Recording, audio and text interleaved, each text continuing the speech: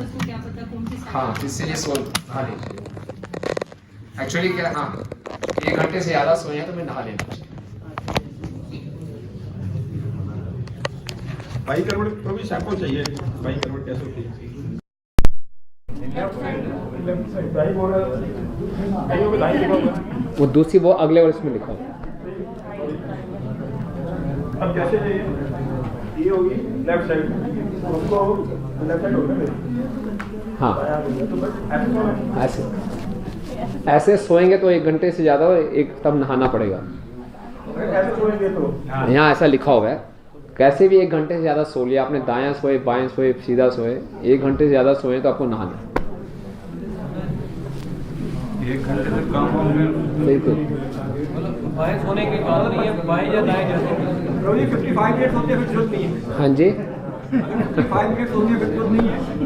मतलब से आपने 55 मिनट हो गए, उठ गए, फिर दोबारा फिर 10 मिनट बाद सो गए। सुबह का अलार्म लगाते हैं 59 मिनट 59 सेकेंड। वैसे है तो ये मैं जस्ट एक वैसी क्वेश्चन है ये। हाँ जी मतलब 55 मिनट से हम तो बच सकते हैं। देखिए, हरे कृष्णा, प्लीज़ अभी पर्सनल डिस्कशंस नहीं, अभी हम कुछ क्वेश्चंस दे रहे हैं। प्रभु जी का प्रश्न, अगर 55 मिनट सोए तो नहाने की आवश्यकता नहीं है। देखिए, जैसे ही आप नहाएंगे ना सोने के बाद, आप देखिए पूरी कॉन्शियसनेस चेंज हो जाएगी। आप सबने अनुभव किया होगा, सोने के बाद उठते हैं, आप एक हल्का सा शॉवर ले लीजिए, आप बिल्कुल आपको कॉन्शियसनेस फ्रेश हो जाएगा, नया कॉन्शियसनेस हो जाएगा। तो आप खुद ही महसूस करेंगे नहाने से बदलाव आता है। तो अगर आपने समझ लीजिए कम सोए, आधा घंटा सोए हैं और फिर आपको कोई आवश्यकता नहीं है, लेकिन आप 45 मिनट भी सोने आपको थोड़ा अजीब सा लग रहा है तो नहा लीजिए, कोई दिक्कत नहीं। सर्दियों में थोड़ी सी सुस्ती है, लेकिन गर्मियों में तो अच्छा ही लगता है वैसे भी। बॉडी बता देती है कि अभी नहाना चाहिए। हाँ, आपको आप खुद ही महसूस करेंगे। और किसी का कोई पॉइंट है? यस माता जी। सर जी, इसमें एक पॉइंट है, सव्यन की स्तुति ना करें, 30 नंबर 30। ये मुझे बहुत ही इंटरेस्टिंग लगा पॉइंट। जाने अनजाने में कहीं ना कहीं हम स्वयं की स्तुति कर ही जाते हैं। सही बात है। तो इससे बचने के लिए कैसे हम अवेयर रह सकते हैं कि सही बात है, अच्छा पॉइंट ढूंढा माता जी ने। हम सबकी आदत होती है कोई हमारी स्तुति करे, कोई नहीं करे तो मैं खुद ही शुरू कर देता हूँ, खुद ही बताना शुरू करता हूँ, देखो मैंने ये किया, फिर वो किया, फिर वो किया। अगर मैं था ऐसा हो गया तो पता नहीं क्या हो जाता है ना, हाँ ऐसा कहना शुरू कर देते हैं। तो स्वयं की स्तुति करना, तो कहा गया कि बहुत ही सारा जो आपने काम अच्छा भी किया ना, आप सारा क्रेडिट लूज कर देते हैं। महाभारत में एक आता है ना, जो मरने के समान है क्या है? नहीं, महाभारत में नहीं आता वो, जो भगवान कहते हैं तुम अपनी स्तुति करो, तुमको हाँ। खाना पसंद है। यस यस यस, किसके समान बताया गया? स्वयं की स्तुति करना, मृत्यु के समान ही है ना। हाँ, बड़ों का अनादर करना और स्वयं की स्तुति करना। उसने बोला, किसी ने अगर मेरे को बोला मैं उसको मार दूंगा। सुनाइए पूरा स्टोरी। आपको क्या? तो स्वयं की स्तुति का नाम महाभारत में प्रसंग आता है, मृत्यु के समान बताया गया। तो लेकिन ये हमारी आदत पड़ी हुई है इसकी, तो ये तभी चीज़ें हैं, इस पर थोड़ा ध्यान रखेंगे, एटलीस्ट हम कॉन्शियस हो जाएं कि स्वयं का गुणगान ना करें, दूसरों का गुणगान करें, भगवान का गुणगान करें, ज़्यादा अच्छा। तो याद आ गया प्रभु, जब वो अर्जुन ने बोला था, अगर किसी ने मेरे को ये बोला कि गांडी तुम छोड़ दो तो मैं उसको मार दूंगा। हाँ, तो एक बार ऐसा कुछ हुआ कि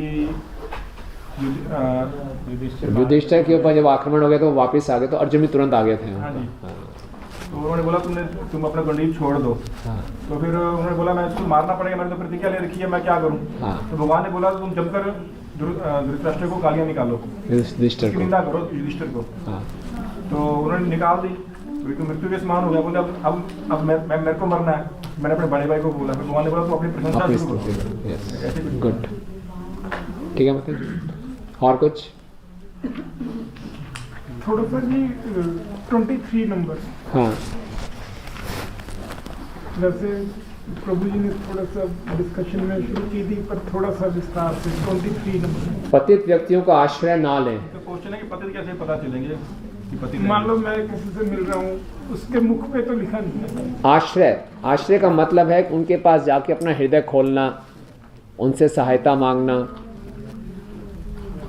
तो जब किसी के पास जाते हैं ना, 2-4 मीटिंग में पता चल जाता है ये पतित है।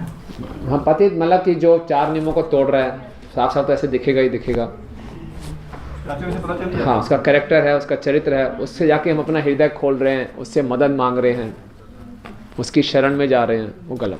है। कॉम्प्लिकेटेड सा पॉइंट है। कि 6 से 6.5 घंटे सोना चाहिए। हाँ। तो होता क्या, मान लो 10 से 4 6 घंटे हो गए या 10 से 4.5 घंटे हो गए।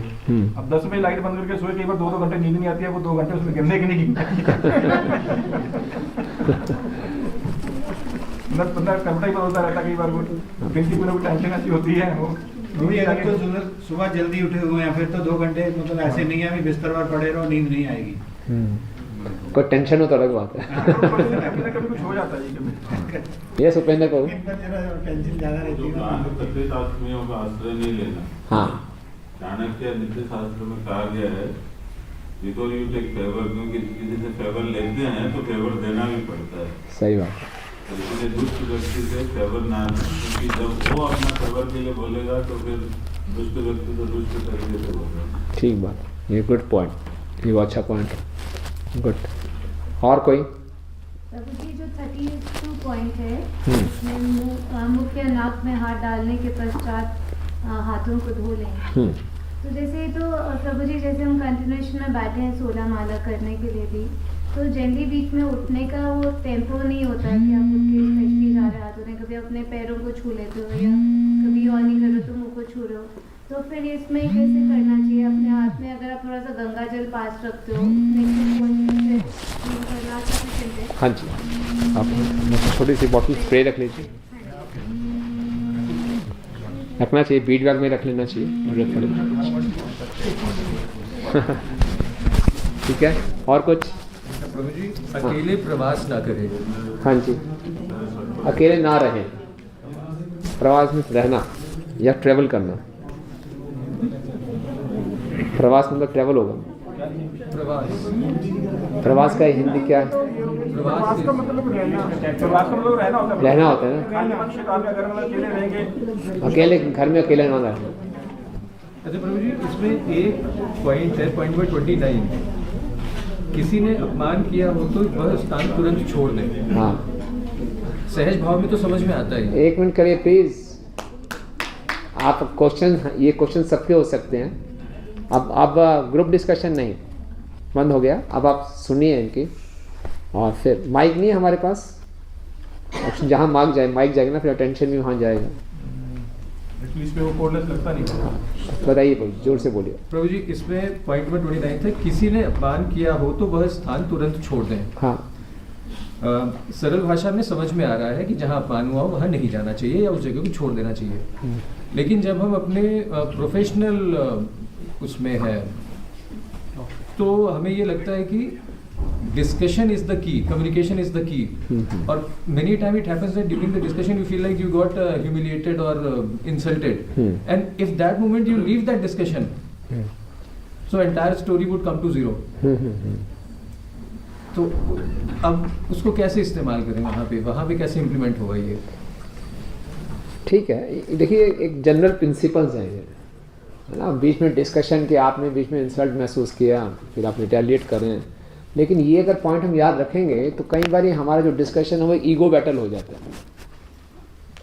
जहाँ ईगो बैटल हो जाए तो वहाँ कोई फ़ायदा नहीं होगा, बैटल विड्रॉ कर लें, उसमें चलें।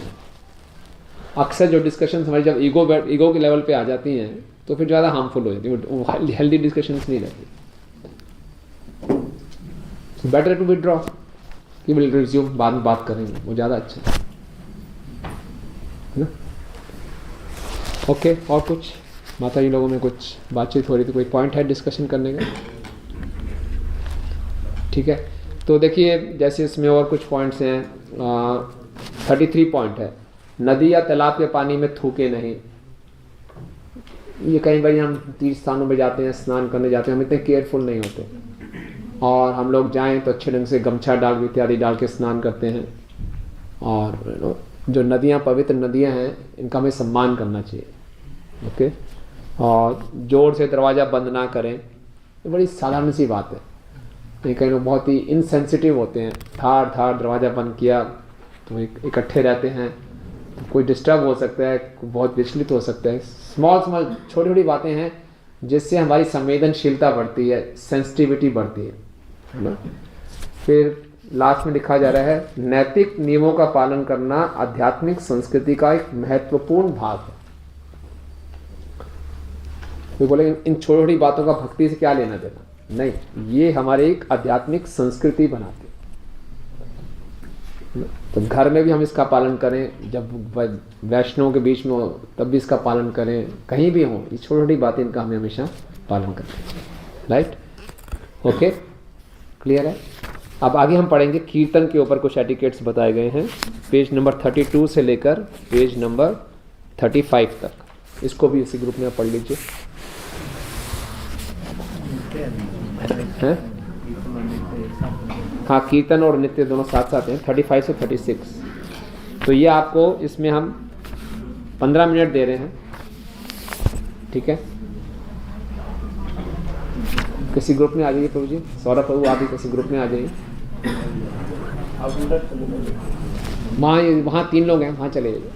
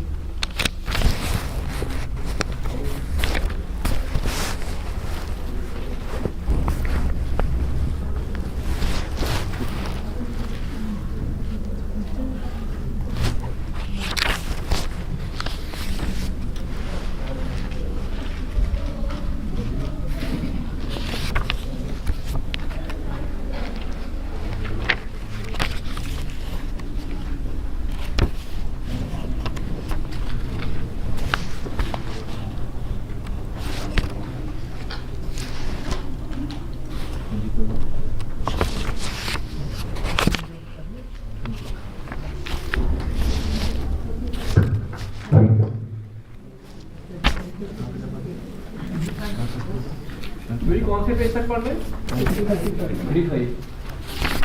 35।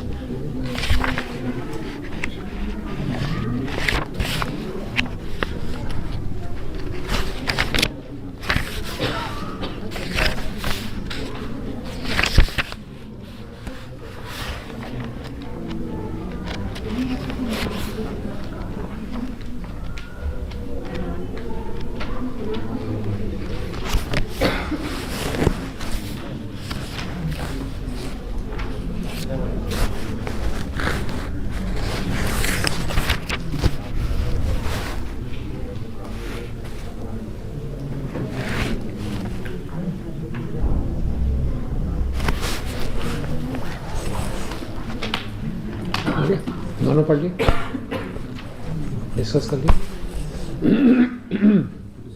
कर लिया सब कंप्लीट। Very good.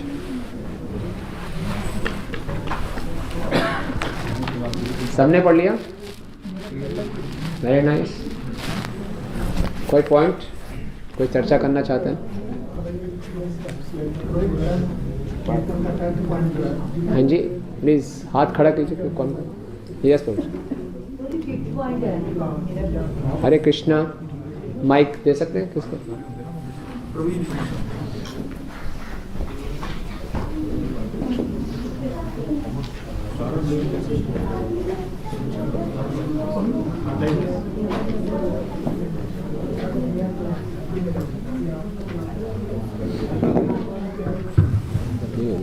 कीर्तन का नित्य का थोड़ा हाँ पॉइंट पे लिखा हुआ है ना, यानी कि मंगला आरती है लेकिन हम ऐसी होती हैं अपने बेडरूम में बैठे होते हैं। हाँ। जाप खत्म हो गया फिर मन में होता है कि चलो मंगला आरती ऐसी बोलते हैं।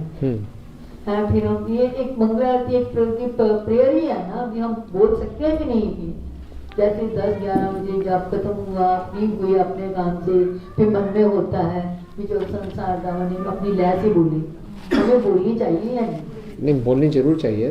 थोड़ा सुबह बोलने तो ज़्यादा अच्छा है। सुबह बोलने का तो ज़्यादा अच्छा है। कहा जाता है कि दिन की शुरुआत गुरु के गुणगान से होनी चाहिए, गुरु को वो तो धन्यवाद। सुबह तो करती है, मंदिर में जब पूजा करते हैं वो तो मंगला आरती करती हैं। Okay okay. फिर वो 10-11 बजे जब फ्री होते हैं, मन में होता है कि चलो नरसिंह आरती बोलते हैं। हाँ हाँ बिल्कुल। वो बोल सकती हैं। हाँ जी हाँ जी, कोई दिक्कत नहीं। ये तो बहुत अच्छी बात है, दोबारा बोल रहे हैं। सुमन बना रहता है। हाँ जी हाँ हमारा जी बिल्कुल, बहुत अच्छी बात है। यानी गुरु पूजा या गुरु है। हाँ जी हाँ जी, वो कोई दिक्कत नहीं। हम विग्रहों के सामने ही बोलना चाहिए जैसे मन में आता है या कुछ भी करते हैं? नहीं वैसे भी बोल सकते हैं, वैसे भी बोल सकते हैं। प्रभु जी जैसे हम मंदिर में सुबह मंगला आरती करते हैं, तुलसी आरती तक में हम आरती कर जाते हैं, तो घर जाकर जैसे भगवान को तैयार किया तो जब हम श्रृंगार आरती और गुरु पूजा करते हैं तब वो टाइम प्रॉपर नहीं होता। जैसे भगवान जब तैयार किए जाते तो आरती हम कर सकते हैं। हाँ कर सकते हैं। आपने मंदिर में मंगल आरती अटेंड की है, इसे एज गुड एज अपने घर में भी कर ली है। हाँ। तो वो भी आपकी अटेंडेंस वहाँ भी लग गई और फिर आप ऑब्वियसली लेट हो ही जाएंगे, तो उस समय आप गुरु पूजा जो भी समय आप कर सकते हैं। प्रभु जी ऐसा जरूरी है कि आपने मंदिर में तो पूरा अटेंड करा, फिर आप घर जाके भी अपने डेटीज के लिए सारा कर रहे हैं दोबारा? नहीं जरूरी नहीं है, लेकिन आप जैसे अगर कई भक्त लोग डेली अभिषेक करते हैं तो करते हैं, कई लोग डेली अभिषेक नहीं करते, अलग बात है। आपने मंदिर में मंगल आरती अटेंड कर ली तो घर जाके आरती करने की आवश्यकता नहीं। डेटी की सेवा तो होगी, भोग तो आप लगाएंगे, सब करेंगे, वो तो करेंगे। एक विशेष राग में ही बोली जानी चाहिए। हाँ एक विशेष राग होता है, सुबह का राग एक अलग होता है, दोपहर का राग अलग होता है ना, शाम का अलग होता है। तो अगर राग मिसमैच हो जाए ना तो बहुत ही अजीब सा लगता है, अटपटा लगता है। हमको आदत पड़ गई, हम लोग इतने संगीतज्ञ नहीं हैं, लेकिन फिर भी जब सुबह का राग हम गाते हैं, और यही संसार दावन को दोपहर में गाना तो अलग राग में गाया जाता है। संसार दावान लीला लोका ये अब दोपहर को अच्छा लगता है, अब इस सुबह गाएंगे तो बड़ा अटपटा लगेगा। गौर आरती का अलग है ना, कि जयो जयो। अभी आप सुबह से गाना शुरू कर देंगे संसार दावा तो बड़ा अजीब सा लगेगा। तो हर एक समय का एक राग होता है उसके हिसाब से। और रिपीट में 11th है, कौन सा जी? 11 पंक्ति केवल एक बार है बोली। हाँ, कई बार रिपीट भी करते हैं। प्रेफरेबली एक बार ही हो, क्योंकि सुबह का टाइम बहुत कीमती है। बाकी दिन की प्रार्थनाएं, अन्य प्रार्थनाएं, हाँ जी, अन्य आरती जैसे शाम को होती है, नरसिंह आरती में भी कई बार एक लाइन रिपीट करते हैं काफी। हाँ शाम को कर दीजिए, लेकिन सुबह का टाइम का जो टाइम है ना, सभी मंत्रों में याद रखें एक ही टाइम कीजिए, एक ही बार ही। दर्शन भी बंद करना होता है। और महामंत्र के ऊपर जोर दिया था। हाँ, सुबह की आरती में जैसे लिखा हुआ है, क्योंकि 20 मिनट की आरती है तो कम से कम आधा समय हरे कृष्ण महामंत्र, नहीं तो काफी समय उसी में लग जाता है, उसी में लग जाता है। कीर्तन नहीं हो पाता। हाँ, कीर्तन नहीं हो पाता। हाँ प्रभु 2 नंबर पॉइंट है, केवल प्रमाणिक भजनों को गाएं। हाँ जी, तो इस कॉल में जैसे मतलब कुछ भजन यहाँ मतलब मैंने पंजाब में वो मना करते हैं, बट वो कैलकाटा गया था एक क्लास में, तो 4-5 भगत वो कहते हैं अभी मतलब जो भजन थे वो उन्होंने बोला कि अभी रिकमेंड किए हैं कि आप गा सकते हैं, पहले नहीं गा सकते थे, पर वो वैष्णव भजन नहीं थे। कौन से रिकमेंड किए? मतलब अभी मेरे ध्यान में नहीं है, बट वो मेरे पास घर में एक पेज लेके आया था, मैं उस पर है उसमें। कब की बात है? कब से कब? 5 साल पहली बात है जी। पता नहीं प्रभु कौन से भजन कह रहे हैं आप? राधे कृष्ण राधे कृष्ण कैलकाटा क्लास में हुए थे वो, भक्ति वृक्ष में। नॉर्मली ये होता है कि फिलोसॉफिकल कई बार ना सहजिया भजन, जैसे राधे राधे करते चलो आएंगे भी नहीं भजन थे वो, जैसे उदाहरण दे रहे हैं, तो उसमें क्या होता है कि हम भगवान को ऑर्डर छोड़ रहे हैं कि मैं राधे राधे बोल रहा हूँ, तुमको आना पड़ेगा। तो फिलोसॉफिकल डिविएशन नहीं होना चाहिए, तो मेन पर्पस। और द सेकंड पर्पस ये होता है कि आउटसाइड भजन नहीं गाना चाहिए, मतलब देखना चाहिए कि फिलोसॉफिकल डिविएशन नहीं होना चाहिए। नॉर्मली हमारा वैष्णव भजन ही गाना चाहिए। तो ऐसा होता है कुछ मतलब कुछ भजन मतलब जैसे साक्षी प्रभु जी है वो भी भजन करते हैं, बट हम लोग भी मतलब स्टार्टिंग में तो भजनों से अट्रैक्ट होके हम इस्कॉन में जुड़े, फिर धीरे धीरे अब हमें भी हरे कृष्ण महामंत्र सिर्फ और सिर्फ हरे कृष्ण महामंत्र ही अच्छा लगता है, कुछ और हो तो हमें भी अच्छा नहीं लगता। तो उस सिचुएशन में मतलब यदि कोई नई डिवोटीज है, मतलब नए मतलब हम प्रचार के लिए जा रहे हैं, तो वहाँ पर हम 1-2 भजन गा सकते हो जो रिकमेंडेड हो, मतलब जैसे साक्षी प्रभु जी भी गाते हैं, कृष्ण नाम के हीरे मोती मैं करता हूँ, या और भी 1-2-3 हैं, तो कैसे क्या हम वो कर सकते हैं या नहीं? बिल्कुल भी। देखिए ये थोड़ा सा टेक्निकल वो है, इसमें साधारणतया हम केवल वैष्णव भजन को ही दोहराते हैं, है ना। बताया गया कि अवैष्णव मुखात् कीर्तनम पूतम हरि कथामृतम श्रवणम नहीं करते। अगर जो वैष्णव नहीं है उनके मुख से निकली हरि कथा, उनके गायन दिखने में एंटरटेनिंग हो सकते हैं, लेकिन हृदय को शुद्ध नहीं करते। लेकिन जैसे हम गए, बिल्कुल नया लोग हैं और उनको हमने आकर्षित करना है, तो कुछ ऐसे उनको ये नहीं हुआ। एक्चुअली हमारे ज़्यादातर भजन बंगला में है, तो कुछ ऐसे हिंदी भजन हैं जो जैसे उपेंद्र कहते फिलोसफिकली जो ठीक है। कृष्ण जिनका नाम है, गोकुल जिनका धाम है, ऐसे श्री गोपाल को मेरा बारम्बार प्रणाम, ये जो भजन है ये टेक्निकली फिलोसफिकली ठीक है। नाम कृष्ण नाम के हीरे मोती, ये सब ठीक है, हमारे जो वर्तमान आचार्यों ने इनको गाया हुआ है। तो ऐसे कुछ सेलेक्टेड होकर कुछ भजन लिखे जा सकते हैं, लेकिन इसका ब्लैंकेट अप्रूवल नहीं दे सकते कुछ भी गा लो जी, लोगों को आकर्षित करने के लिए कोई भी साधारण भजन जो चल रहे हैं वो गा लो, वो नहीं। कुछ सिलेक्टेड भजन हैं।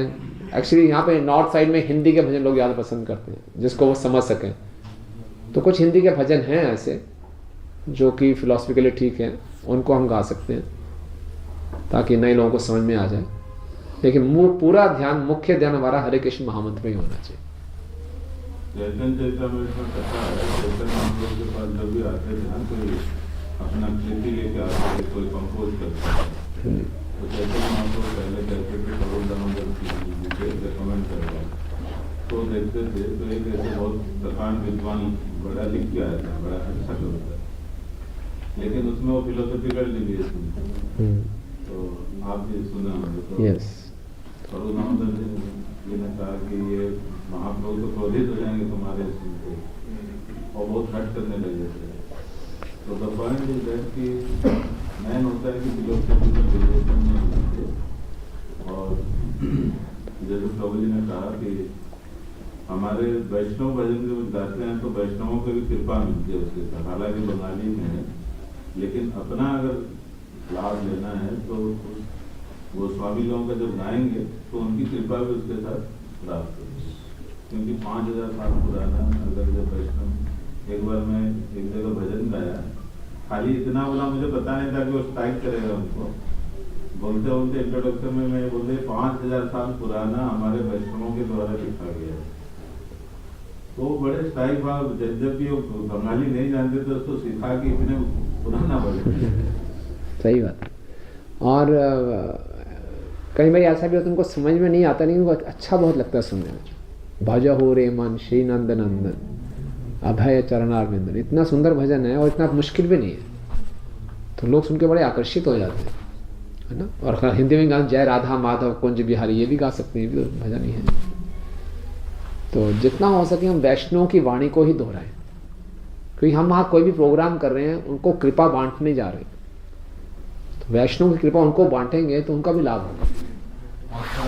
और हाँ, ऑथराइज है। और कई बार क्या होता है कि चीप सहजिया भजन, लोग बोलते हैं कि लोग अक्सर समझते हैं कि जो भक्त लोग हैं एक ऐसा वैरायटी प्रोग्राम कर दें, नचा दें हमें, है ना, रौनक लगा दें तो उनको खुश करने के लिए कोई चीप से भजन गा दें और राधे राधे कर खूब नचा दें, तो वो खुश तो हो जाएंगे लेकिन उनका इतना आध्यात्मिक लाभ नहीं होगा। तो उस चीज़ से बचना, ठीक है ना। और कुछ?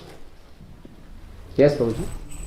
ये पॉइंट है इसमें जब जो संसार दावदन प्रार्थना के पंच और कृष्ण मंत्र फिर भजन है हरि हराय नमः कृष्ण यादवाय नमः। हाँ, मुझे लगा कि ये लगभग आधा भजन गाना चाहिए, पर कई बार सुनने में आया तो इसकी 2 लाइनें बोलते हैं, हरि हराय ना कृष्ण यादवाय नमः गोपाल गोविंद राम श्री मधुसूदन के बंद कर देते हैं।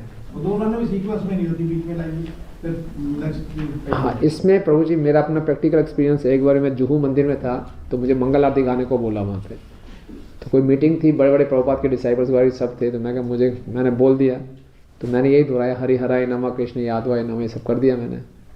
बाद में मेरे पास ईमेल आता है प्रभुपाद जी के डिसाइपल है भक्त रूपा प्रभु, है ना, भक्त रूपा का ईमेल आता है कि बहुत अच्छा मंगल आरती गाया, थैंक यू, ये सब स्मॉल करेक्शन क्या करेक्शन है, बोले आपने संसार दामनल के बाद जो बोला ना हरि हराय नमः कृष्ण यादवाय नमः, ये नहीं गाना चाहिए, हरि हराय नमः कृष्ण यादवाय नमः गोपाल गोविंद राम श्री मधुसूदन, उसके बाद सीधा ये गा देना चाहिए। हम बोलते ना यादवाय माधवाय केशवाय नमः, मैंने वो गा दिया था। तो बोले जो हमें बोलते हैं ये नरोत्तम दास ठाकुर का भजन नहीं गा रहे।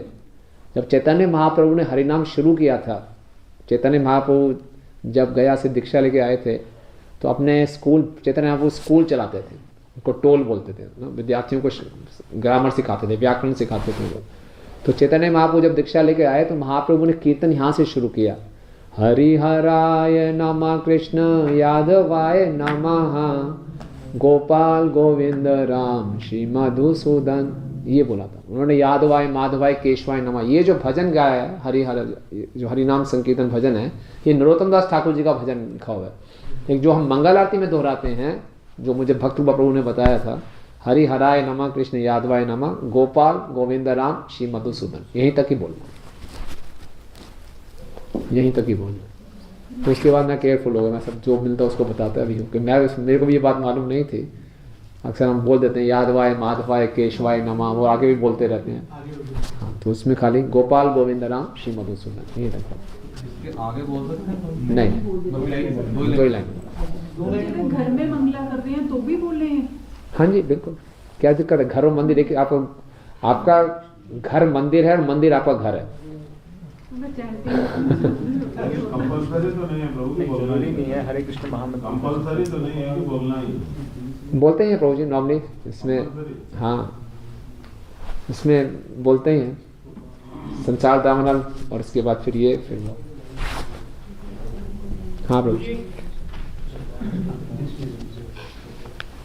प्रभु जी जैसे कई दीक्षित भक्त हैं अपने, उनके वीडियोस भी आते हैं, चैनल बने हुए हैं, तो वो ऐसे मतलब निकालते हैं भजन, तो जो वैष्णव भजन नहीं है या कैसे, तो उनको देखना चाहिए क्या मतलब? देखिए जो दीक्षित भक्त हैं, माधवास बैंड वगैरह इत्यादि हैं हमारे, वो जो एक उनका एक कमर्शियल, ये उनका प्रोफेशन है, तो वो हमारे लिए नहीं है, वो जनरल जन साधारण को आकर्षित करने के लिए, तो वो वीडियोस भक्तों के लिए है नहीं। भक्त देख रही है अलग बात है, लेकिन उनका जो टारगेट ऑडियंस भक्त नहीं है, तो उनका अपना प्रोफेशन है, वो अपने प्रोफेशन के हिसाब से कर रहे हैं, तो उनको करने दीजिए। ऐसे प्रभुपाद के समय में भी जब कंपोज करते थे ना, सही बात है, हाँ, तो ऐसे तमाम पीपल प्रभुपाद ने रेकमेंड किया था कि यू कैन कंपोज करते। जैसे जानवी एडिसन भी हैं प्रभु जी, वो भी she is a very good devotee, तो उनका भी अगर हम सुनते हैं, बट वो भी कमर्शियली तो करती हैं, तो नहीं, उनका हम सुन सकते हैं, लेकिन वो जो अवैष्णव भजन गाते हैं कई बार, साधारण जो भजन है जो मार्केट में चले वो भी गा देते हैं कई बार, माधवा जैसे कहीं गाते हैं ऐसे। लेकिन अगर आप ऐसा देखते हैं कि जो गा रहा है वो चाहे इस्कॉन से नहीं जुड़ा हो, लेकिन वो भक्ति में बहुत आगे हैं, मतलब इस्कॉन के भक्त नहीं है, बट अगर भक्ति में बहुत आगे हैं तब हम उनको सुन सकते हैं। देखिए भक्ति में आगे का आप कैसे क्राइटेरिया मानेंगे, कौन भक्ति में आगे कौन भक्ति में पीछे है? अगर आपने उनको बहुत करीब से किसी को देखा है कि कोई भक्ति कितने अच्छे से कर रहा है, हाँ, तो अच्छा है, सबसे अच्छा ये है, सेफ ये है कि कौन भक्ति में है कार्य कि प्रामाणिक परंपरा से जुड़ा हुआ, इसमें कोई सेंटिमेंट्स में काम नहीं लेना, जो प्रामाणिक वैष्णव संप्रदाय से जुड़ा हुआ है उसके भजन आप सुन सकते हैं। जैसे वृंदावन के कई सिंगर्स हैं, मेरे पास ना जी एक मैसेज था, ये राधा गोविंद दास गोस्वामी जी का ही मैसेज है, महाराज जी का, तो उसमें उन्होंने लिखा कि जो वृंदावन के वासी हैं, अगर आप उनके भाव को प्राप्त करने की लालसा रखते हो तो बहुत उच्च, मतलब it is very nice, and if there is, if anybody is the singer, मतलब उनमें से ही, और उनके आप सुनते हो, देन इट्स ओके। माता जी जो ये व्रजवासी बोल रहे हैं महाराज ना, ये बहुत ऊंची बात है। ये कौन से व्रजवासी की बात हो रही है? ये जो व्रजवासी हैं भगवान की लीला में सुनते हैं, रागात्मिक भक्त हैं, उनकी लीलाओं में रुचि रखने वाले बोले हैं व्रजवासी। और जो उन्नत व्रजवासी हैं उनको पहचानने के लिए खुद को बड़ा उन्नत भक्त होना पड़ेगा, तो कई बार हम सेंटीमेंट्स में ना बह जाए। ये महाराज की जो स्टेटमेंट है, इसके कई कोनोटेशन है और कहीं से गहरा मतलब है। इसका इतना साधारण मतलब नहीं है कि जो ब्रज में रहता है उनके भजन में सुन लेने चाहिए, इसका इन्फ्लुएंस ये नहीं निकलता है ना। तो किसका भजन सुनना है? बेस्ट है जो हमारे गौड़िया वैष्णव से हम जुड़े हैं, तो जो गौड़िया वैष्णव परंपरा से जुड़े उन्हीं के भजन सुने। अगर हमें और कोई वैष्णव जो प्रामाणिक संप्रदाय से जुड़े हुए हैं, आपको मालूम है 4 प्रामाणिक संप्रदाय हैं वैष्णव, कौन कौन सी हैं? श्री परंपरा, ब्राह्मण, वेरी गुड, रुद्र और कुमार संप्रदाय। इन 4 संप्रदायों में से कोई वैष्णव है और बहुत अच्छा गाते हैं, वो वैष्णव सुन लेते हैं। नॉर्मली हम प्रेफर करते हैं, हमारे गौड़िया वैष्णव में इतने सारे भजन हैं, वही हम सुन लेते हैं ना। अब वो ब्रजवासी हैं, वृंदावन के हैं, वो बहुत उन्नत हो सकते हैं, कोई बात नहीं है, लेकिन हम कई बार धोखा भी खा सकते हैं। तो प्रामाणिक जो परंपरा है उसे हम सुने ज़्यादा अच्छा। क्राइटेरिया सेट कर दिया ना, ये करना पड़ेगा, नहीं तो इधर उधर तो बहुत। हाँ वही तो। और फिर हम देखा है, आप लोगों से हम शेयर करते हैं, अच्छे भक्त, पुराने भक्त भी डेविएट हो जाते हैं, भ्रमित हो जाते हैं, फिसल जाते हैं। तो इसलिए भक्ति को हमारे आचार्यों ने पूरा सिस्टम बना के दिया, उस सिस्टम के अंदर रहते तो हम बहुत सुरक्षित रहते। और कोई? आज में प्रभु जी लोग इधर उधर जाके वहाँ सेट हुए हैं, वो ब्रजवासी तो नहीं बेसिकली कहे जा सकते। हाँ जी ठीक है। हाँ बिल्कुल बड़ा टॉपिक है, better not to touch this topic. तो व्यक्तिगत में 5वां पॉइंट है ये पहले वाले में जी गुरु जी। हाँ। व्यक्तिगत 5वें पॉइंट। हाँ। जैसे स्नान की व्यवस्था पहले तो नल होते थे, फ्रेश पानी आता था, अब तो टैंकियों का पानी है, वो आपने जैसे बताया। हाँ। उसी तरह 5वां पॉइंट है गुरु जी, अब वो व्यवस्था भी नहीं रही, अब सभी और जो व्यवस्था है वो स्टैंडिंग यूरिनल्स हैं। हाँ ठीक है प्रभु, जहाँ पे बैठने की व्यवस्था नहीं है वहाँ हम खड़े होकर यूरिन पास कर सकते हैं, लेकिन जहाँ हम कर सकते हैं वो बैठ के यूरिन पास करें, है ना। लेकिन भक्त लोग ऐसी आदत पड़ गई जहाँ बैठ के भी कर सकते हैं तब भी वो खड़े खड़े ही करते हैं। तो पहले बैठ के जो था वो साइंटिफिक था, बहुत साइंटिफिक था। ये पतंजलि में भी लिखा हुआ है। वहाँ प्रेस होता है आपका, मिडिल प्रोग्राम प्रेस होता है। बैठ के करने से पूरा आपका यूरिनरी ब्लैडर पूरा एम्प्टी होता है और हाइजीन भी है। आप खड़े होकर करते हैं तो सारा आपका पूरी जो टांगें हैं वो कंटामिनेट दूषित हो सकती हैं, इन्फेक्शन के भी चांसेस हैं, तो ठीक नहीं है। ये अंग्रेजों ने मनुष्य को पशु बना दिया। हाँ ठीक है, आपकी बात सही है। आजकल सब जगह अंग्रेजों का हम सिस्टम फॉलो कर रहे हैं, खड़े खड़े खाओ, खड़े खड़ो उनका तो बस चले खड़े खड़े मल भी त्याग दो पशुओं की तरह, इसलिए कम से कम बैठो, तो वो नहीं है। दैट वे जितना हम इसको करेंगे बैठ के करेंगे उतना अच्छा, राइट। और कुछ हो गया? डांसिंग में किसी का है? नर्सिंग आती है, हमें तो आदत है दिन में तो गाइए माता जी, कोई आपके कोई चालान नहीं काटेगा कोई अपराध नहीं है, खूब गाइए, तो हमेशा गाते रहे, कोई दिक्कत ओके। यस, नाचने में, नृत्य करने में सबको क्लियर है? देखिए, नाचना जरूर चाहिए, खूब नाचना चाहिए, और ये साधना है, ये अवश्य, ये नहीं कि मेरे को खुशी है तो नाचेंगे। हम जैसे मर्जी हमारी मानसिकता है, हम उदास हैं, परेशान हैं, जैसे हम भगवान के सामने आए, कीर्तन चल रहा है तो हमें नाचना ही चाहिए। जैसे 16 माला करनी है, भगवान को भोग लगा के खाना है, बिना भगवान को भोग लगा नहीं खाना है। जैसे हम मंदिर में आए हैं, कीर्तन चल रहा है, सब नाच रहे हैं, तो आपको नाचना ही है। ये एटिकेट है, ये भक्ति है, भगवान की प्रसन्नता के लिए नाच रहे हैं, ठीक है ना। और इस ढंग से नाचना है कि भगवान खुश हो जाए। और जैसे भगवान जब रासलीला करते हैं, कितनी गोपियां होती हैं भगवान के साथ? हैं? अनगिनत गोपियां, करोड़ों करोड़ों गोपियां हैं, लेकिन वो सारा ऐसे सिंक्रोनाइज करके नाचती हैं, मिलके ऐसे नाचती हैं कि भगवान प्रसन्न हो जाते हैं। ऐसा नहीं कोई यहाँ नाच रही है, कोई वहाँ नाच रही है, इतना कन्फ्यूजन हो गया, आपस में टक्करें हो रही हैं, परेशानी हो रही है, सबके सब मिलके नाचते हैं। इसलिए जब हम इकट्ठे होते हैं तो ऐसे नाचें, सब मिलके नाचें, है ना। ठीक है, नाचें, थोड़ा नाच के देखते हैं। उठिए, है कीर्तन करेंगे थोड़ा सा प्रभु, चलिए। नीचे चला गया तो आवाज नहीं आ रही ये स्किट ही हो गया, उसके बाद से जो है ये स्किट हो गया, नहीं आज तक इसी में स्किट कर दिया, इसी में गलत में नाच के दिखा दिया। चलो ठीक है, पहले ठीक नाच के दिखा, गलत में नाच के, ठीक है। इसको मैं उतार दूँ अभी? हाँ, ठीक नाच के दिखा देते हैं, पहले ठीक है, सही बात है। हरे कृष्णा। तो प्रभु जी कीर्तन करेंगे, पहले आपने जो समझ में आया, ठीक नाचना, कैसे नाच के दिखाना, ठीक नाचना, ओके।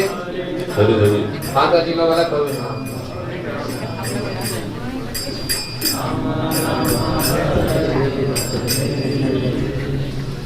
हरे कृष्णा सामने दिख रहा है, सामने दिख रहा है, दिख रहा है, ओके।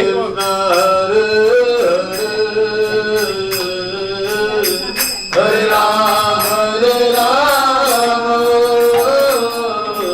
राम राम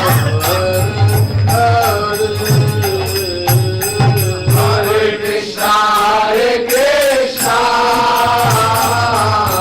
कृष्णा कृष्णा हरे हरे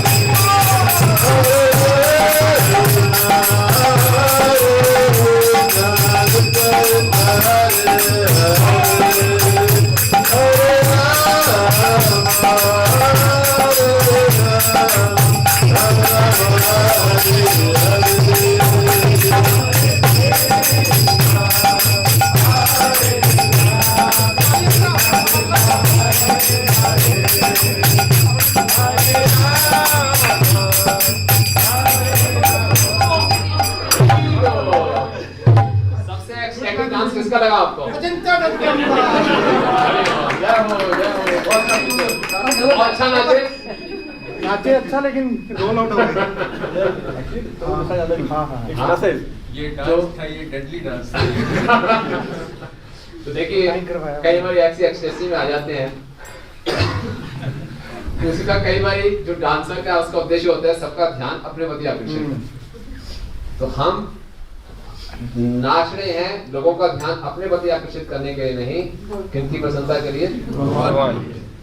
तो ये हमेशा याद रखें और इस ढंग से नाच करें कि दूसरों को तकलीफ हो और उल्टा सीधा ना हो जाए। कई बार क्या होता है अगर हम जैसे सुबह भी कर रहे हैं सब यूं चल रहे हैं तो हमें मिल के आगे पीछे होना चाहिए। कोई यूं कर रहा है तो कोई यूं कर रहा है। तो जैसे है देखिए हर मंदिर में जैसे चल रहा है, अगर हम ऐसे आगे जा रहे हैं पीछे जा रहे हैं तो इकट्ठे आगे जाएं इकट्ठे पीछे जाएं, देखने में बहुत अच्छा लगता है। अगर यूं यूं करें तो इकट्ठे ऐसे ऐसे करें ना। अगर हाथ पकड़ के इकट्ठे हो रहे तो रिदम के साथ सब इकट्ठे होंगे तो फिर वो भगवान को अच्छा लगता है, अपने को भी अच्छा लगता है। अपने को भी अच्छा लगता है। और अगर घूमना भी है आपस में मिलके भी करना है बहुत अच्छा लगता है जब हम हाथ पकड़ के नाचते हैं। आप कीर्तन करो, करिए कीर्तन। तो हाथ पकड़ के नाचने से क्या है? हरे कृष्णा कृष्णा कृष्णा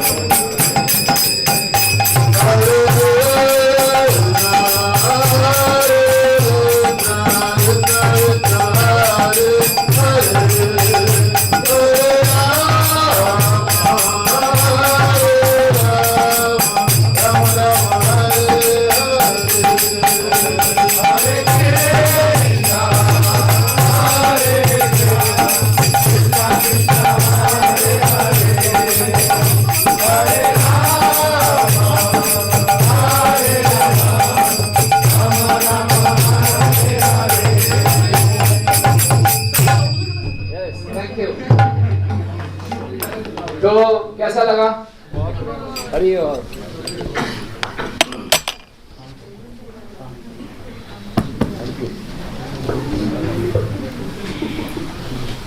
धन्यवाद देना चाहेंगे अचिंत प्रभु का? मतलब समझाने के लिए धन्यवाद देना चाहिए। हाँ जी, प्रैक्टिकली करके दिखाया। देखो 2-3 होती है।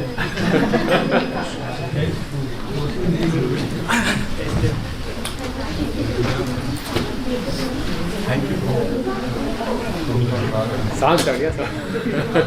हेंस प्रूफ होती नहीं खुलती है। मुझे भी पता चल गया प्रभु उम्र हो गई है। तो देखिए हमारा जो आंदोलन है संकीर्तन का आंदोलन है और ये संकीर्तन आकर्षक बनता है नृत्य के साथ, है ना। खाली चैंटिंग और डांसिंग ना हो तो आनंद ही नहीं है। और ये डांसिंग हमारी इतनी अट्रैक्टिव है, जब भी कोई नया व्यक्ति आता है और देखता ही लोग इतने खुश कैसे हैं। कौन इस संसार में कौन नाचता है बताइए? जो व्यक्ति खुश होता है। साधारणतः लोग नाचते हैं शादियों में और नाचने से पहले क्या क्या उनको करना पड़ता है आप सब जानते हैं, उसके बाद क्या होता है वो भी जानते हैं। लेकिन यहाँ भक्त लोग सुबह 4:30 बजे नाचना शुरू कर देते हैं। तो इसलिए नाचना हमारी संप्रदाय का सबसे महत्वपूर्ण अंग है, हमारी भक्ति के लिए भी, अपने पोषण के लिए भी और प्रचार के लिए भी। प्रभुपाद जी के एक शिष्य थे, वो कई बार डिप्रेशन में चले जाते थे। तो प्रभुपाद ने देखा उनको सब नाचे, वो चुपचाप कोने में खड़े। प्रभुपाद उनको बुलाया, यहाँ पे आओ नाचो। तो अपने मेमोरीज में लिखते हैं कि जब भी प्रभुपाद मुझे देखते थे मैं उदास हूँ, प्रभुपाद में बुलाते थे आओ नाचो। और इस प्रकार से नाचते नाचते मेरा सारा डिप्रेशन दूर हो गया, है ना। तो ये नाचना एक बहुत अच्छा, ये भक्ति के 64 अंग बताए हैं रूप गोस्वामी जी ने। साधना भक्ति जो हम भक्ति करें वो साधना भक्ति है, उसके 64 अंग हैं। उसमें एक अंग है अर्च विग्रह के सामने नाचना, यानी कि ये अनिवार्य है। तो इसीलिए हमें ज़रूर नाचना चाहिए। और हम देखते हैं कि कोई व्यक्ति, कई बार हम भी उदास होते हैं, मूड ऑफ होता है, खड़े होते हैं, भक्त आइए प्लीज़ नाचिए, और हम नाचना शुरू करते हैं, हमारा मूड बिल्कुल बदल जाता है ना। कितने लोगों का अनुभव हुआ है ऐसा कि आपका मन अच्छा नहीं था, लेकिन भक्तों ने आपको बोला ये नाचिए, तो आपका पूरा मूड बदल गया? होता कभी ऐसा, है ना। और जो नए लोग आते हैं उनको हम बोलते हैं आइए प्लीज़ आप भी नाचिए, उनके लिए बड़ा मेमोरेबल एक्सपीरियंस होता है कि हम ऐसे मंदिर गए, हम खूब नाचे, ऐसा कभी इतना आनंद नहीं आया। सो दैट वे, तो ये वास्तव में अगर हम खुश नहीं भी हैं, लेकिन भगवान की खुशी के लिए नाचेंगे तो हम अपने आप खुशी मिलेगी, है ना। तो ये सच में ये साइंस है, राइट, दैट वे, ठीक है। Any comments? लेकिन इस ढंग से ना नाचें जो खतरनाक हों, वायलेंट हो जाएं, दूसरों गिरा दें, तोड़ दें, फोड़ दें, कई बार लोगों की हड्डियां टूट जाती हैं इस ढंग से नाचने से, राइट। ओके ओके, दोबारा से ग्रुप बना लेंगे प्रभु जी और माता जी। अब हम पढ़ेंगे पेज नंबर 36। ये बहुत इंपॉर्टेंट है, बोलना, कैसे बोलना चाहिए, कितना बोलना चाहिए, क्यों बोलना चाहिए, कब बोलना चाहिए, ये सब बातें हैं इसमें। इसको ध्यान से पढ़िए, एक ही पेज है, इसको चर्चा कीजिए।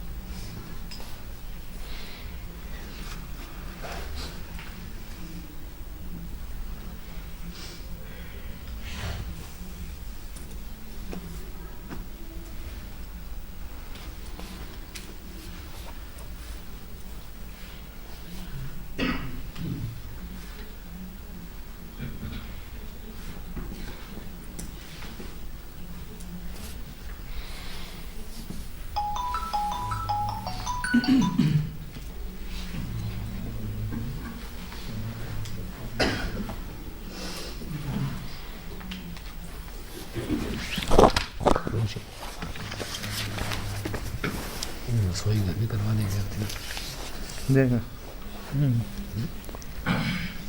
पौना घंटा बड़ा है, करा देते हैं, ज़्यादा नहीं है, 5 मिनट पढ़ लेंगे, एक स्किट अभी करा दें, करवा दो। इसके बाद तो इस पर जितना बोल सकते बहुत बोल सकते हैं, कुछ एग्जाम्पल से बता दीजिए।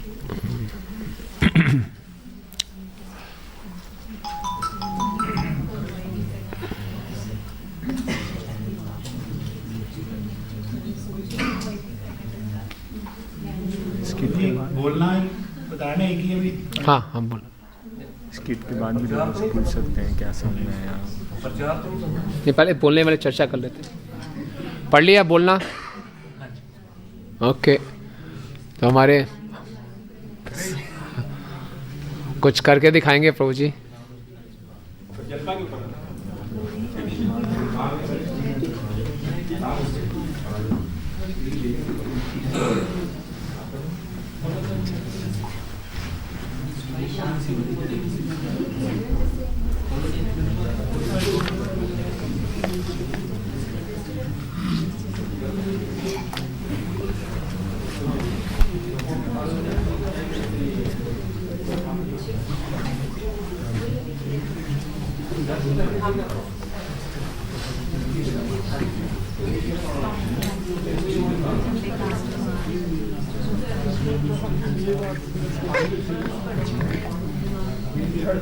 आजो माइक एक और चाहिए, ये लो दो है।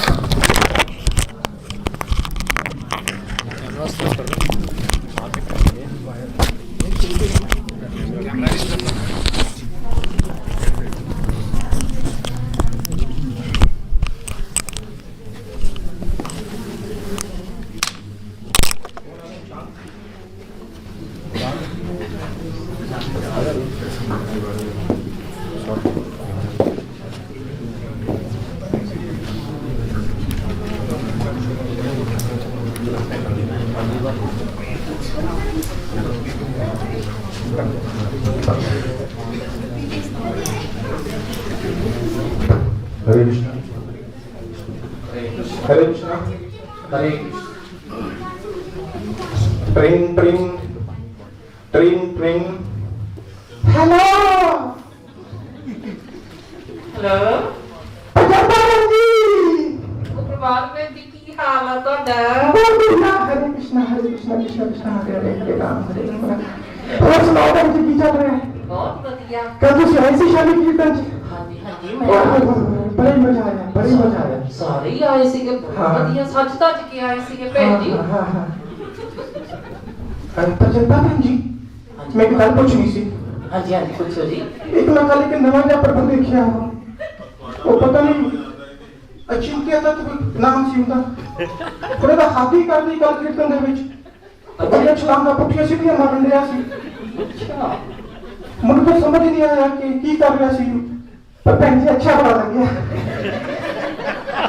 ਹਾਂਜੀ ਹਾਂਜੀ ਭੈਣ ਜੀ इन्नी पता सी ना ये हरे कृष्णा में कीर्तन दा चार इधर चले जाते हैं चार इधर आ जाते हैं और मैं कल कुछ तूफान नहीं कीता मेरे मां सेवन अप पीने आया सी मैं सेवन अप पी के आया सेवन तो तूफान भी करते हैं मीठा सब हो भैन जी सब ठीक है ओ मेरी रात प्यारी नहीं करी जाती बेटे कुछ हो गया सो निकलो तो बनता है तो वो भी ध्यान नहीं है हरे कृष्णा कमाल करती है भैन जी का तो पता करेगा अच्छी है ਹਾਂਜੀ ਹਾਂਜੀ ਭੈਣ ਜੀ ਤੁਸੀਂ ਕੀ ਬਣਾਇਆ ਵਾ ਉਹਦੇ ਚ ਕਰੋਗੇ ਤਿਆਰੀ ਭੈਣ ਜੀ ਕੀ ਦੱਸਾਂ ਮੇਰਾ ਘਰ ਦਾ ਕੁਝ ਖਾ ਕੇ ਨਾ ਤਾਂ ਖੁਸ਼ੀ ਹੈ ਨਹੀਂ ਜਿਹੜਾ ਬਣਾਉਣਾ ਉਹ ਪਸੰਦ ਹੀ ਨਹੀਂ ਆਉਂਦਾ ਜਿਹੜਾ ਬਣਾਉਣਾ ਉਹ ਪਸੰਦ ਹੀ ਨਹੀਂ ਆਉਂਦਾ ਪਤਾ ਨਹੀਂ ਕਿਹੜੀ ਅੱਜ ਕੱਲ੍ਹ ਕਲਾਸਾਂ ਲਾਉਣੀ ਸ਼ੁਰੂ ਕਰਤੀਆਂ ਹੋਏ ਹਾਂ ਇੰਨੀ ਠੰਡ ਦਾ ਟਾਈਮ ਹੈ ਭੈਣ ਜੀ ਸੂਰਜ ਨਿਕਲਦਾ ਨਹੀਂ ਪਿਆ ਹਰੇ ਕ੍ਰਿਸ਼ਨਾ ਹਾਂਜੀ ਉਹ ਪਤਾ ਨਹੀਂ ਕੀ ਸਿੱਖਿਆ ਅੱਗੇ ਤਾਂ ਪਤਾ ਭੈਣ ਜੀ ਮੈਂ ਚਾਰ ਨੂੰ ਤਾਂ ਨਹੀਂ ਜਵਾ ਦਿੱਤੀ ਸੀ ਉਹਦੀ ਬਿਨਾਂ ਧੋਤੇ ਹੁਣ ਪਤਾ ਨਹੀਂ ਸਿੱਖਿਆ ਕਿ ਮੈਂ ਰੋਜ਼ ਤੋਂ ਕੱਪੜੇ ਪਾਣੇ ਆ ਭੈਣ ਜੀ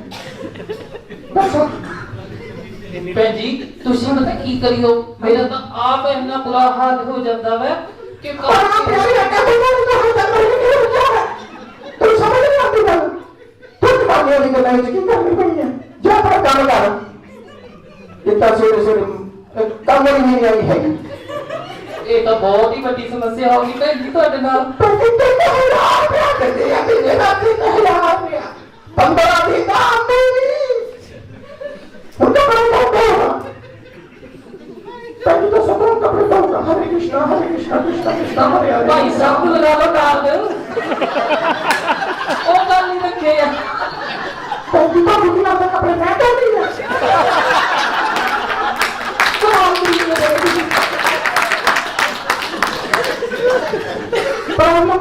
ऊपर चला जाती है बहुत ज्यादा क्या हुई जो एक कार की बढ़िया मशीन लेकर उसके 1.5 लाख रुपए भी मर जाने चलानी नहीं आई हरे कृष्णा हरे राम का ਹੋਰ ਭੈਣ ਜੀ ਦੱਸੋ ਘਰੇ ਤਾਂ ਸਭ ਠੀਕ ਆ ਨਿਆਣੇ ਨਿੱਕੇ ਸਭ ਠੀਕ ਆ भैन जी बहुत कृपा जगन्नाथ जी बहुत कृपा बहुत कृपा ਹੋਰ ਚੈटिंग ਹੋ ਗई ਤੁਹਾਡੀ ਪੂਰੀ ना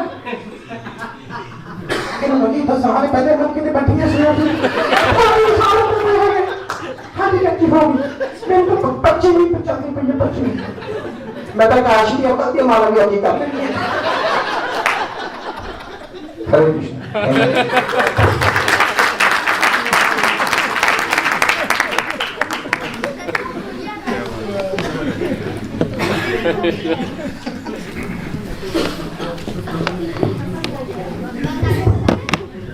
तो बाकी तूफानी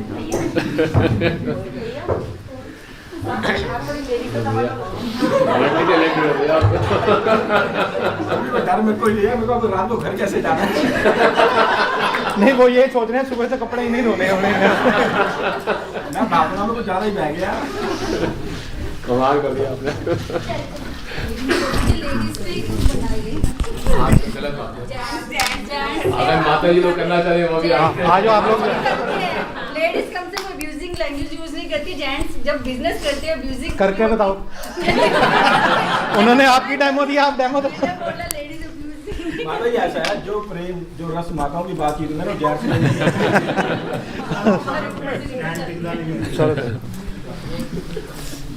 नहीं, सही बात है। ये वो किसी को उसके लिए नहीं था, ये तो आप कोई पॉइंट दिखा रहे थे, ऐसा कोई वो नहीं। ये तो वैसे तर्जुमा था। गुड।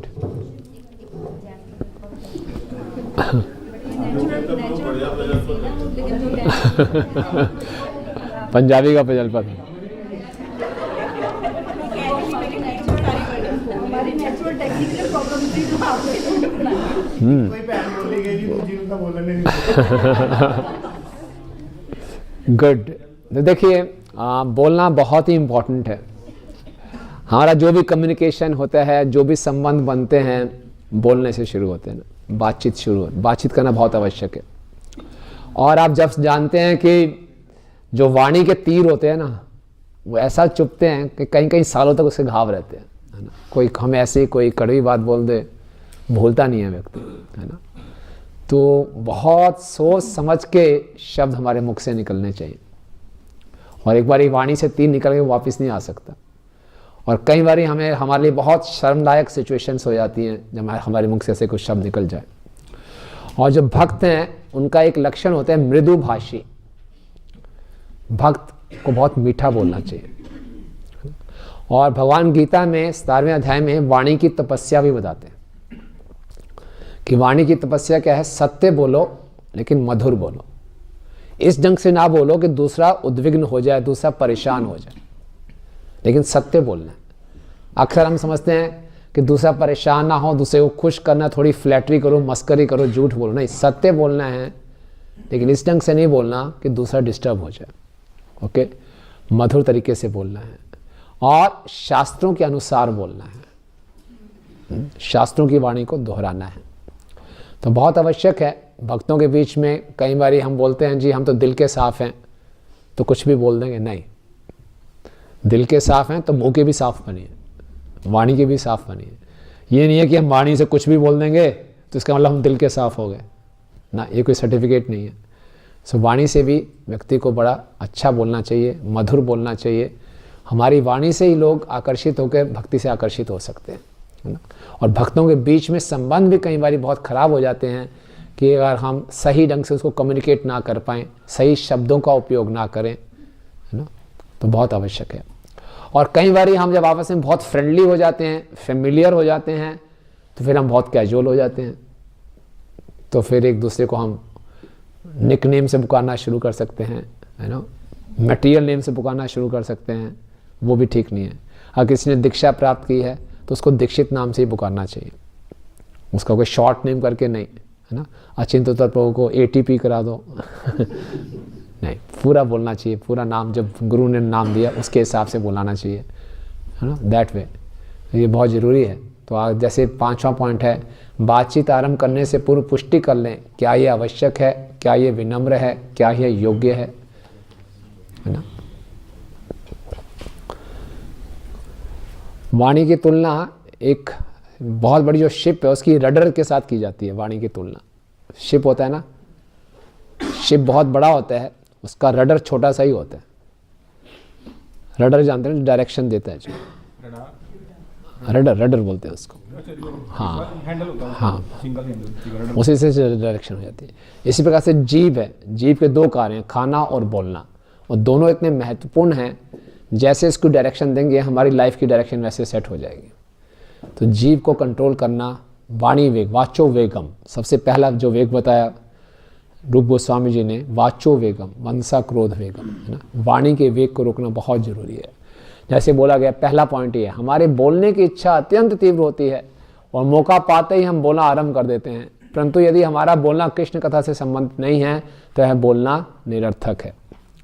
तुरंत बोलने का हमारा होता है। हम आपस में लोग बातचीत भी कर रहे होते हैं तो दो व्यक्ति बात कर रहे होते हैं, दूसरा सुन नहीं रहा होता, दूसरा वेट कर रहा होता कब मैं बोलने का मौका मिलेगा। तो अक्सर देखते हो दूसरा सुनता ही नहीं है, वो तुरंत अपना शुरू हो जाता है, तो ये तभी सही रिलेशनशिप नहीं बन पाते। तो भगवान ने हमें 2 कान दिए हैं, 1 मुंह दिया है। कान हमेशा ओपन कंडीशन में, मुंह हमेशा बंद कंडीशन में है। इसका मतलब बोलो कम, सुनो ज्यादा। किसी का देखा मुंह खुला और कान बंद हो हाँ, मुंह खुला और कान बंद है, ऐसा नहीं है। मुंह बंद है, कान खुले हैं। कान 2 है, मुंह 1 है, यानी कि बोले कम, सुने ज्यादा। तो संसार के झगड़े घड़ाई, घर में भी लड़ाई झगड़े कम हो जाएंगे। हर जगह झगड़ा क्या है कि मेरी आवाज सुनो, मुझे बोलने का मौका दो, मेरी आवाज सुनो। तो सुनने वाले कम हैं, बोलने वाले ज्यादा हैं।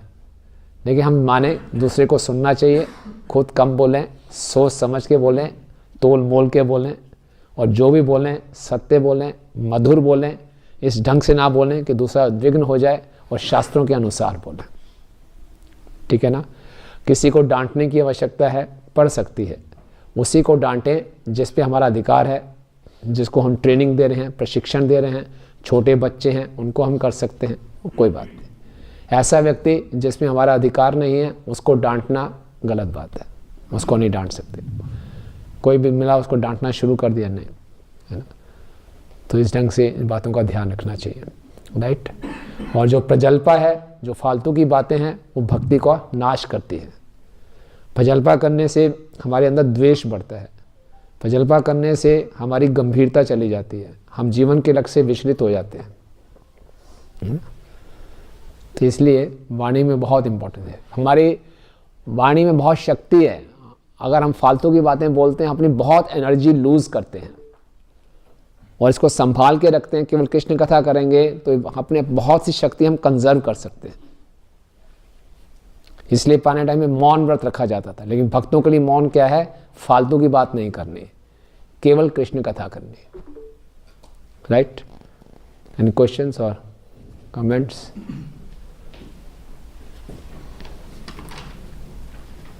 ठीक है। तो ये बोलने का वेग है, ये स्वाभाविक का मतलब बंदा चाहते हैं, सामने किसी का कन्वर्सेशन चल रही होती है, बंदा ऑटोमेटिकली बोल पड़ता है, उसको कैसे कंट्रोल करेगा? ऑटोमेटिक रिस्पॉन्ड देना, ऑटोमेटिक रिएक्ट करना ही हमारे रजोगुण का लक्षण है। इसकी जड़ क्या है? मतलब रजोगुण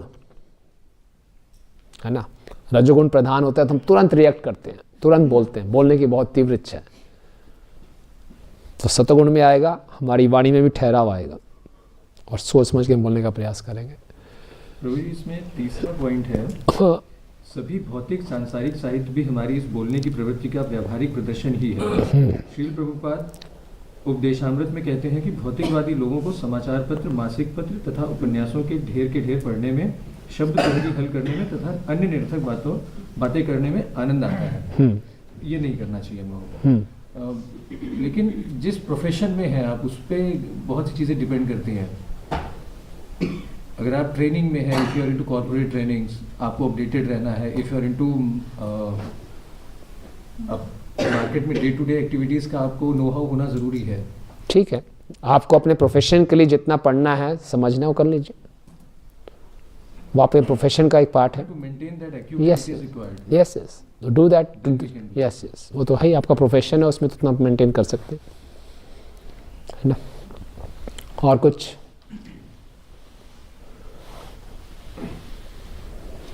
ठीक है। जैसे यह है कि आपको बोलना नहीं चाहिए कि बेफजूल, जैसे कि चुप रहना चाहिए, कि जैसे सामने वाला कुछ भी बोल रहा है, हमें कोशिश होती है कि पेशेंटली चुप रहें कि ना, बट समटाइम्स कि वो बहुत ज़्यादा हो जाता है तो एंग्रीली कुछ भी बोला भी जाता है और हमें उसको रिस्पॉन्स देना भी पड़ता है कि तो दैट इज। कोई आपको उल्टी सीधी बातें बोल रहे हैं, आप कब तक सहन करेंगे? तो आपको जब तक आप घूम के जवाब ना दो, वो चुप नहीं होता, फिर आप शांत हो जाते हैं, वो भी शांत हो जाते हैं। वो शांत हो जाते फिर किसी को चुप कराने के लिए पड़ेगा। ठीक है, ओकेजनली, हाँ, देखते हुए। कोई हमसे बड़े हैं हैं? मैं घर में बिल्कुल नहीं बोलता। उसके बाद नहीं तो यह अच्छा तरीका है, क्लास को कोर्ट रूम बना दिया है कि यहाँ से फैसला मिल गया था। तो देखिए कोई हमसे बड़े हैं तो हम फिर भी हमें नहीं करना चाहिए ऐसा, है ना। कोई और तरीका अपना लें, कोशिश करें ना करें ऐसा, कोई और तरीका वहाँ से चले जाएं या वो कुछ कर लें, है ना। क्योंकि हम कर्म 3 तरीके से करते हैं, शरीर से भी, मन से भी और वाणी से भी। तो वाणी से भी जो हम उल्टा सीधा बोलेंगे वो कर्म में काउंट होगा, उसका हमें रिएक्शन मिलेगा। जरूर नहीं है किसी की पिटाई की तो रिएक्शन मिलेगा, अगर वाणी से अपने कटु वचनों से किसी को प्रहार किया वो भी कर्म माना जाएगा। ये भी एक हिंसा है, दिस इज ऑल्सो वायलेंस। किसी के ऊपर कटु शब्दों का यूज करना ये ज़्यादा बड़ा वायलेंस है। और कई बार लोग आपस में लड़ाई हो जाती है तो बातचीत करना बंद कर देते हैं, वो उससे भी ज़्यादा वायलेंस है। ये भी सुना होगा आपने, आपस में लड़ाई झगड़ा हो जाए तो बातचीत बंद कर देते हैं। एक ही घर में रह रहे हैं, बातचीत नहीं हो रही, कई महीने हो गए बातचीत नहीं हो रही, वो उससे भी बड़ा वायलेंस है ना। बोले हम तो जी वाणी को बोल ही नहीं रहे, हम तो उल्टा सीधा बोल नहीं रहे कोई, तो उससे भी वायलेंस है। तो दैट वे बेसिकली गलत शब्दों का यूज़ करना एक हिंसा है, ये भी कर्म में आएगा। तो हम कोई गलत कर्म ना करें, है ना। बहुत ज़्यादा हो गया अपने डिफेंस के लिए आपको बोलना है तो रेयरली किया जा सकता है, लेकिन उसको सहन करके वहाँ से निकल जाएं, कहीं और चले जाएं, राइट। और कुछ? ठीक है, आगे पढ़ें। प्रचार का पढ़िए, प्रचार भी बहुत महत्वपूर्ण है।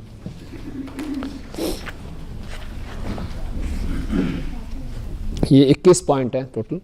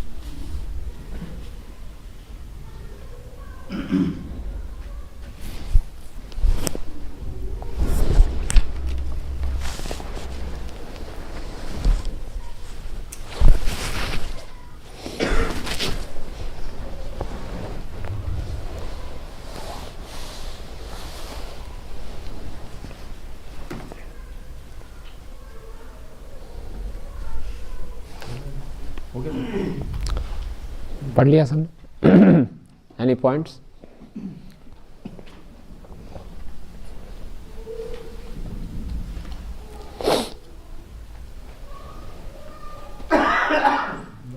आचार ही प्रचार है। सही बात। एनी कमेंट्स, क्वेश्चंस कोई प्रचार के ऊपर?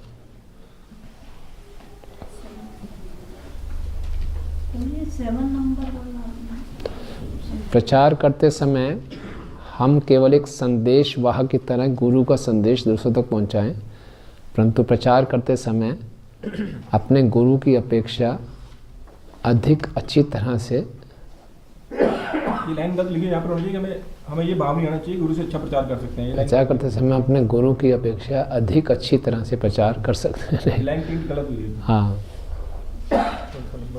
7 नंबर ठीक, कुछ गलत लिखा हुआ है इसमें। उसमें ये होना चाहिए कि हमें ये भाव नहीं आना चाहिए। पुराने एडिशन में देखें। पुराने एडिशन में भी लिखा है प्रचार करते समय हम केवल एक संदेश वाहक की तरह गुरु का संदेश दूसरों तक पहुंचाएं, परंतु यह करते समय हम अपने गुरु की अपेक्षा अधिक अच्छा से प्रचार कर सकते हैं, यह भावना कदापि मन में न हो। हाँ, अब वो एक लाइन आगे कट गई है। ये उनको फीडबैक देना पड़ेगा नंद जीवन प्रभु का। उसमें गलतियां इसमें आगे उसमें प्रभु एक लाइन और ऐड है। हाँ, हम जितनी निष्ठा से गुरु के संदेशों का प्रचार करते हैं उतनी ही हमें गुरु कृपा तथा समर्थन की प्राप्ति होती है। हाँ जी, गुड, या अच्छा किया, थैंक यू माता जी, आपने नोटिस में लिया। और कोई यस प्रभु जी। प्रभु जी नेक्स्ट पॉइंट 8 हाँ सेकंड लाइन है कि भौतिक समस्याओं का समाधान करना, जो नया भक्त जिसके प्रति हम हाँ टीचिंग कर रहे हैं, तो हाँ। फिर इसको मतलब कैसे मटेरियल उसके मतलब नीड्स को भी फुलफिल करना, मतलब छोटी मोटी भौतिक समस्या को समाधान करने में मदद करना अत्यंत आवश्यक होता है। वो स्ट्रगल कर रहा है, कोई स्टूडेंट है बोले मैं समझ नहीं आ रहा, मैं बार बार एग्ज़ाम में फेल हो रहा हूँ, हमें मालूम है यहाँ अच्छी कोचिंग मिल जाए, चलो यहाँ चले जाओ, थोड़ा हो गया। कोई और भक्त है उसकी हेल्थ ख़राब है, बोले ये डॉक्टर अच्छा है यहाँ चले, इतना। ये नहीं कि बिल्कुल हम समस्या के अंदर घुस गए, फिर वैसा नहीं। छोटी मोटी समस्या जो उसको भक्ति में बाधा पड़ रही हो, थोड़ा हेल्प कर सकते हैं। और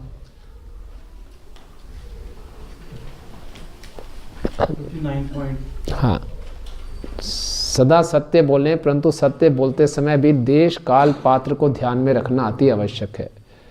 प्रचारक को प्रचार करते समय यह ध्यान रखना चाहिए कि लोगों को कृष्ण भावनित बनाना हमारा मूल उद्देश्य है, तथा उसके लिए जो भी आवश्यक है उसे करें, है ना। सत्य तो बोलना है, लेकिन सत्य की पैकेजिंग ठीक होनी चाहिए। देश काल पात्र कैसी ऑडियंस है, मुस्लिम कंट्री में जाके खुले आने शुरू हो गए। हाँ, है ना, कैसी ऑडियंस है उसके हिसाब से आपको पैकेजिंग करनी। सत्य से कंप्रोमाइज़ नहीं करना, लेकिन सत्य को किस ढंग से प्रेजेंट करना है, प्रेजेंटेशन जो है किस स्थान पे हो, सामने कौन से लोग बैठे हैं, उसके हिसाब से उसको एडजस्ट कर, है ना। अब प्रभुपाद विदेश में गए, अब विदेश में लड़के लड़कियां इकट्ठे आते थे, तो प्रभुपाद ने कहा ठीक है इकट्ठे आने दो, कोई बात नहीं। लेकिन भारत में आए तो बोला नहीं, माता जी लोग पीछे बैठेंगे, प्रभु जी आगे बैठेंगे, अलग अलग बैठेंगे। तो अगर भारत में वैसे अलाउ कर दे तो बोलते ये क्या लोग हैं, इतना फ्री मिक्सिंग कर रहे हैं। लेकिन विदेश में अगर ऐसा कर देते तो वो लोग आना ही बंद कर देते। तो समय परिस्थिति के साथ उस प्रचार की डिटेल्स को उन्होंने एडजस्ट किया। प्रचार के लिए जो सबसे बड़ी बात है, जो छठा पॉइंट है, सामान्यतः प्रचार करते समय श्रेष्ठता की भावना ना होकर दूसरों की पूरी सहायता करने की नम्र भावना होनी चाहिए। ये बहुत इंपॉर्टेंट है। जिनको हम प्रचार कर रहे हैं उनके लिए हमारे हृदय में आदर की भावना होनी चाहिए। उनको नीचे की दृष्टि से नहीं देखना चाहिए कि कहाँ से गिरे हुए लोग आ गए, है ना, आज मैं तुम्हारा उद्धार करने आया हूँ, क्या याद करोगे, ऐसा नहीं। ये भावना नहीं होनी चाहिए, सुपीरियरिटी भावना नहीं होनी चाहिए। दूसरा, क्रिश्चियनिटी में कहा जाता था कि एक बहुत बड़े प्रचारक थे, उनको बाहर प्रचार के लिए भेजा गया, तो उनको ऐसा ट्रेनिंग दिया कि आप बाहर जाइए, प्रचार कीजिए, अगर ज़रूरत पड़े तो कुछ बोल भी लेना। हाँ, यानी कि प्रचार करने का अर्थ ये नहीं कि बोलना आना चाहिए। प्रचार होता है हमारे आचरण से, हमारी भावनाओं से, हम कितने केयरिंग हैं, कितना ध्यान देने वाले हैं, इससे ज़्यादा अच्छा प्रचार होता है। आप बड़ी बड़ी बातें बोल दें और आपका आचरण ठीक नहीं है, आपका एटीट्यूड केयरिंग एटीट्यूड नहीं है, तो प्रचार सफल नहीं होगा, है ना। तो बड़ा अच्छी बात है, अगर जाओ खूब प्रचार करो, ज़रूरत पड़े तो कुछ बोल भी सकते हो, ये है। तो कई बार हम बोलते हैं जी हमें बोलना नहीं आता, मैं प्रचार नहीं कर सकता, नहीं, ये जरूरी नहीं है। हमारे एक गुरु भाई थे जो बहुत अच्छी कथा करते थे लेकिन दुर्भाग्यवश थोड़े डेविएट हो गए। तो परम पूज्य गोपाल कृष्ण स्वामी महाराज के पास लोग गए, कहे महाराज कथा तो बहुत अच्छी करते थे वो। महाराज ने बोला अगर कोई अपने गुरु के प्रति समर्पित है लेकिन गूंगा भी है, वो ज़्यादा अच्छा प्रचारक बनेगा। और कोई बहुत बड़ी बड़ी बातें कथा कर रहा है लेकिन गुरु के प्रति समर्पित नहीं है, उसके प्रचार का कोई वैल्यू नहीं है। तो ये नहीं है कि बोलना ही अच्छा आना चाहिए, मुख्य बात क्या है कि हम अपने गुरु के प्रति कितने समर्पित हैं, कितनी अच्छी भावना से, कितने आदरपूर्वक विनम्रता से हम प्रचार कर रहे हैं, वो ज़्यादा प्रभावशाली होगा ना। प्रचार करना केवल स्किल्स नहीं है कि आपने बोलना सीख लिया, प्रेजेंटेशन देखना सीख लिया तो आप अच्छे प्रचारक हो गए, नहीं, वो भी आवश्यक है लेकिन वो मूल बात नहीं है। मूल बात यह है कि हम अपने गुरु के प्रति कितने समर्पित हैं और कितनी विनम्रता से हम इसको प्रस्तुत कर रहे हैं, ठीक है। और दूसरा पॉइंट भी बहुत इंपॉर्टेंट है, प्रचार का अर्थ केवल अपनी बुद्धिमानी से, अपनी वाक्पटुता से किसी को परास्त करना नहीं है, बल्कि उसका हृदय परिवर्तन करना है। किसी को हराना प्रचार का मतलब नहीं है कि मैंने बस उसको आर्गुमेंट से हरा दिया, वो प्रचार नहीं है। प्रचार का मतलब है किसी न किसी ढंग से उसको कृष्ण से आकर्षित करवाना, वो प्रचार, राइट। और कोई पॉइंट?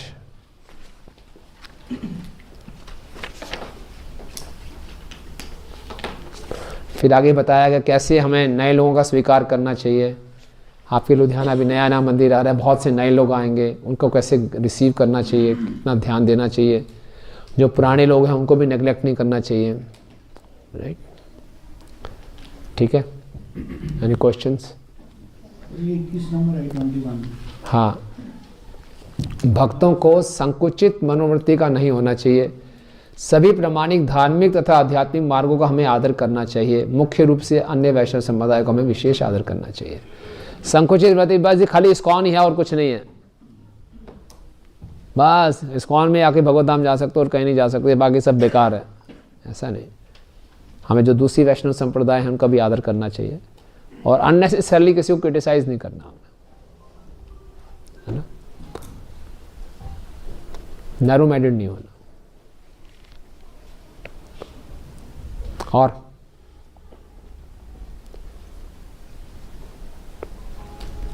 ठीक है, अचिंतर प्रभु आप तैयार हैं? यस प्रभु, देवनारायण प्रभु। पर्सनल थिंकिंग कह सकते हो, जैसे मतलब अभी बात करते हैं, अभी किसी को नहीं क्रिटिसाइज करना। हाँ, जैसे जब प्रचार में या किसी के साथ बातचीत करते हैं अपने रिलेटिव्स में या सर्कल में, हाँ, जहाँ जगह जगह आजकल वो स्मार्ट बन जाती है मुसलमानों की, हाँ, बात करें अपने रीजन से हटके, लोग उधर ज्यादा अट्रैक्ट होना शुरू हो जाते हैं। या फिर जो भी चल रहा है वो शिरडी वाले साईं जी का, तो उसको लेकर इतना चल जाता है, तो वहाँ जब वार्तालाप होती है तो कहीं ना कहीं बात समझानी या संभालनी पड़े तो उसको कैसे टैकल किया? ठीक है, उसमें हम तथ्य जो सच्चाई वो प्रस्तुत कर सकते हैं, लेकिन यहाँ जो पॉइंट है संकुचित होना, नैरो माइंडेड होना, दूसरों को बिल्कुल ही खत्म कर देना, ऐसा नहीं। लेकिन कोई अपसंप्रदाय है, गलत प्रचार कर रहा है, उस पर डिस्कशन चल रही है, तो हम फिलोसफिकल लेवल पे बात कर सकते हैं। प्रभुपाद के पास कोई भी व्यक्ति आता है, प्रभुपाद उसकी फिलॉसफी बताओ, मैं व्यक्ति से बात नहीं करूंगा, फिलॉसफी बताओ, क्या उसकी फिलॉसफी है। उसकी फिलॉसफी शास्त्र के अनुसार तो हम उसको स्वीकार करेंगे, उसकी फिलॉसफी हमारे वैदिक शास्त्र के अनुसार नहीं है तो उसका हम खंडन करेंगे। हमें व्यक्ति से कोई लेना देना नहीं, तो फिलॉसफी लेवल पे हम बात कर सकते हैं, है ना। लेकिन कई बार प्रभु जी ओपन रिलेशन भी खराब हो सकता है, तो उस मामले में थोड़ा ध्यान भी रखना है, क्योंकि रिलेटिव्स के मामले में हाँ, अगर ऐसा कोई है कि दूसरे का फॉलोअर है, हालांकि सहजिया है या फिर आउट ऑफ है, ओपनली अगर बोलेंगे, हाँ, रिलेशन भी मतलब हाँ डिपेंड करता है। आपके रिलेटिव्स के अंदर ही है तो थोड़ा सेंसिटिव होना पड़ेगा। लिखा ना कि प्रचार का मतलब किसी को हराना नहीं है, उसको हरा दिया और कृष्ण से दूर हो गया, फायदा क्या हो। यस, मुख्य बात है उसका हृदय परिवर्तन करना। प्रभुपाद डॉक्टर मिश्रा के यहाँ जाते थे, आपने पढ़ा प्रभुपाद लीलामृत में, वो मायावादी थे, तो प्रभुपाद उनसे बिल्कुल फिलोसफिकली एग्री नहीं करते थे, लेकिन जब वो एक बार बीमार पड़े तो प्रभुपाद ने खूब उनकी सेवा की, और डॉक्टर मिश्रा ने बोला कि आपने मेरा जीवन बचाया है। तो ये होता है कंपैशन। उस व्यक्ति से में कोई दिक्कत नहीं है, उसकी फिलॉसफी से दिक्कत है।